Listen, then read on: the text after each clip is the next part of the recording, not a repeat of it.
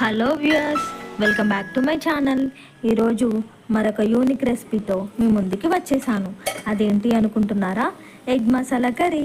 మరి ఎప్పుడు చేసే రొటీన్ ఎగ్ కర్రీలా కాకుండా ఒక్కసారి ఈ డిఫరెంట్ వేలో ట్రై చేసి చూడండి. తినే ఒక ముద్ద కన్నా 4 ముద్దలు ఎక్కువగానే తింటారు. మరి లేట్ చేయకుండా వీడియోలోకి వెళ్దామా? Come on, let's go to the video. మరి ఈ కర్రీ చేసే కన్నా ముందు ఎగ్స్ని బాయిల్ చేసుకొని సగానికి కట్ చేసి పక్కన పెట్టుకోవాలి.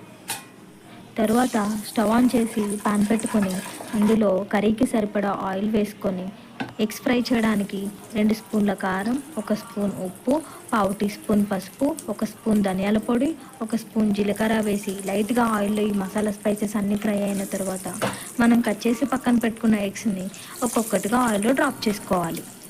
డ్రాప్ చేసుకున్న వెంటనే తిప్పకుండా 2 మినిట్స్ ఒక సైడ్ ఫ్రై అయిన తర్వాత వేరే సైడ్ టర్న్ చేసుకోవాలి. నా ఛానల్ని ఫస్ట్ టైం చూస్తున్నట్లయితే నా ఛానల్ని సబ్స్క్రైబ్ చేసి నన్ను సపోర్ట్ చేయండి.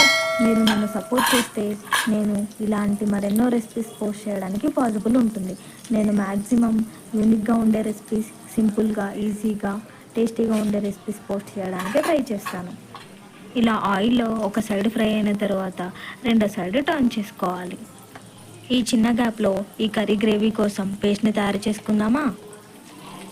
గ్రేవీ కోసం కొంచెం కొత్తిమీర, 1 స్పూన్ జీలకర్ర, 3 ఇంచుల అల్లం, 2 పచ్చిమిర్చి, కొద్దిగా వాటర్ వేసుకొని మెత్తని పేస్ట్లో గ్రైండ్ చేసుకోవాలి. ఇలా ఆయిల్లో రెండో సైడ్ కూడా ఫ్రై అయిన ఎగ్స్ని మెల్లిగా ప్లేట్లోకి తీసుకోవాలి. మనము గ్రేవీ కోసమని, టేస్ట్ కోసమని, ఫ్లేవర్ కోసమని ఆ మసాలా, ఈ మసాలా అని చాలా రకాలు యాడ్ చేస్తూ ఉంటాం. కానీ ఇవేమీ యాడ్ చేయకుండా సింపుల్గా, ఈజీగా, టేస్టీగా రావాలంటే ఏమీ యాడ్ చేయకుండానే ఈ సింపుల్ రెసిపీ ఒకసారి ట్రై చేసి చూడండి. చాలా టేస్టీగా, సింపుల్గా, చాలా బాగుంటుంది.